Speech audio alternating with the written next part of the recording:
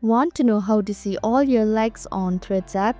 Hello everyone, I'm Jasmine from Take My Life and today I'll walk you through the process of how to see all your likes in Threads app. It's pretty simple and quick, so let's get started with the video. Firstly, open the Threads app on your screen.